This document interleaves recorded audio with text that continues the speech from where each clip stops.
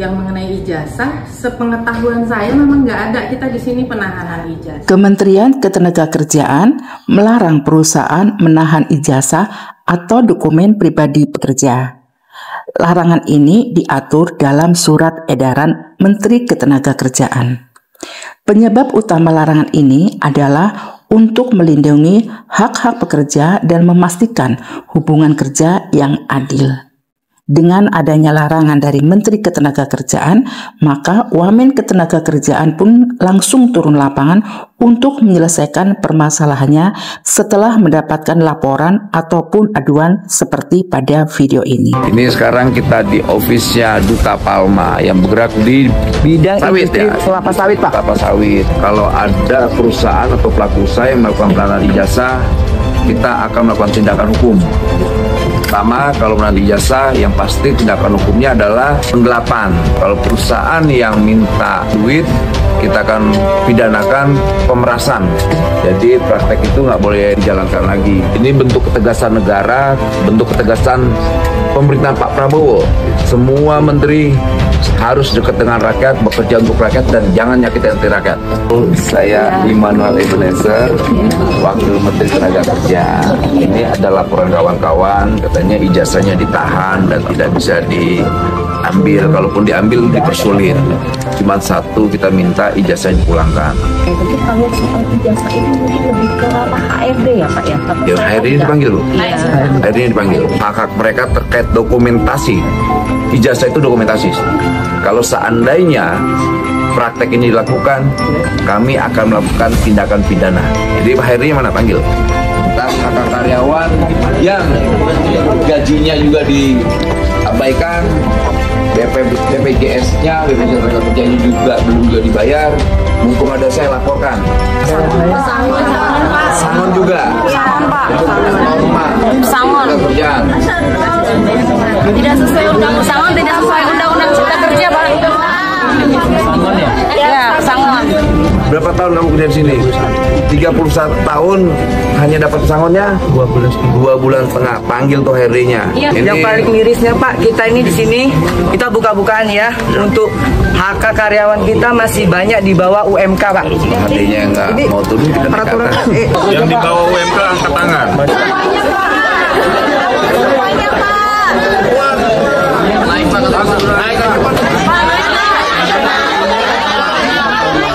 Kalau dia nggak turun, saya ke atas. Ini lihat aja, wakil menteri aja mereka susah ngadepinnya. Gimana rakyat kecil?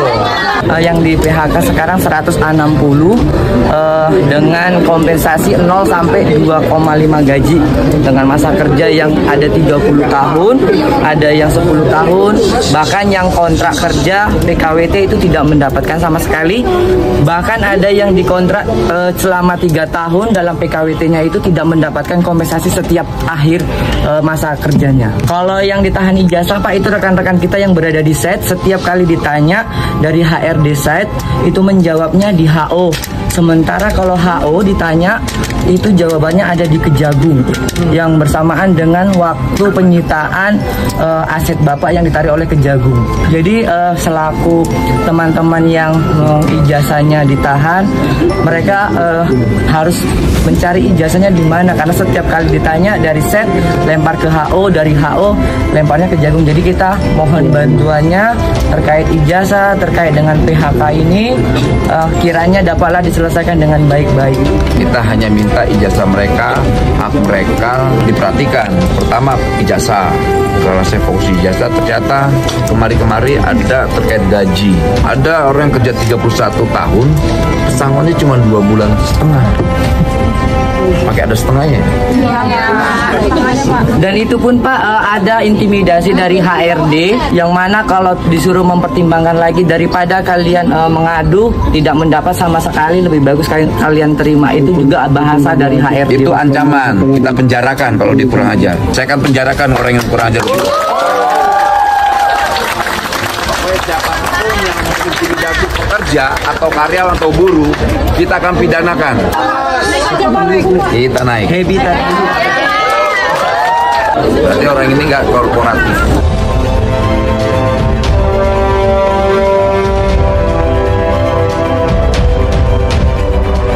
Karena ini kan laporan kawan-kawan terkait pertama hak-hak mereka terkait ijazah yang ditahan. Kalau ijazah ditahan per detik ini tidak dipulangkan, saya akan melakukan upaya hukum pidana. Memang kita lakukan efisiensi ya Pak di kantor pusat ini sebanyak 167 orang. Nilai kompensasi yang diberikan memang tidak sesuai dengan undang-undang. Kami mengakui itu. Kita hanya minta bagaimana ijazah kawan-kawan. Tadi kata efisiensi. Efisiensi kan nggak mungkin dari 30 tahun yang lalu, Pak. Praktek pelanggarannya sudah 30 tahun yang lalu tuh. Tambah satu lagi, Pak. Jangan pernah mengintimidasi karyawan-karyawan dengan kata-kata yang tidak baik. Pak, direktur datang. Direktur, Pak. Bu Wadir, sini Bu Wadir. Kapasitas saya di sini terkait persoalan tenaga kerjaan. Kewajiban-kewajiban perusahaan terkait pesangon, terus kemudian tadinya saya ijazah doang, ijazah yang ditahan itu sudah dikembalikan. Kita tidak mau praktek-praktek seperti ini yang dilakukan oleh perusahaan dan pelaku usaha. Nah, ini perintah konstitusi dan perintah presiden kita semua terkait negara harus hadir bersama rakyat. Yang mengenai ijazah, sepengetahuan saya memang nggak ada kita di sini penahanan ijazah. Pengaduan yang mereka lakukan gimana? Izin Pak, buktinya ada. Itu sampai sekarang saya kolek ada 180 karyawan yang ditahan ijazahnya. Gini aja Pak Wamen, siapa yang ijazahnya ditahan, kasih bukti tanda terimanya, semua kumpulin nanti biar HRD dibalikan ya. Kembalikan langsung kalau kakak. memang ada. Kalau memang ada kita jadi kan waktu setelah ini pasti ada semuanya. Jadi saya rasa nanti Mas atau siapa yang kawan-kawan yang ijazah ditahan untuk segera dipulangkan ya.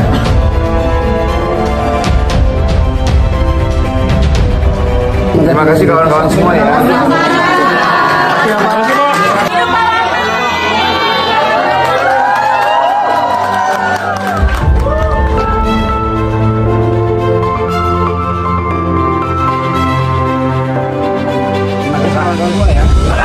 Nah, buat kalian yang punya permasalahan yang sama, kalian bisa langsung lapor ke Wamen Ketenagakerjaan Bapak Immanuel di akun TikTok-nya.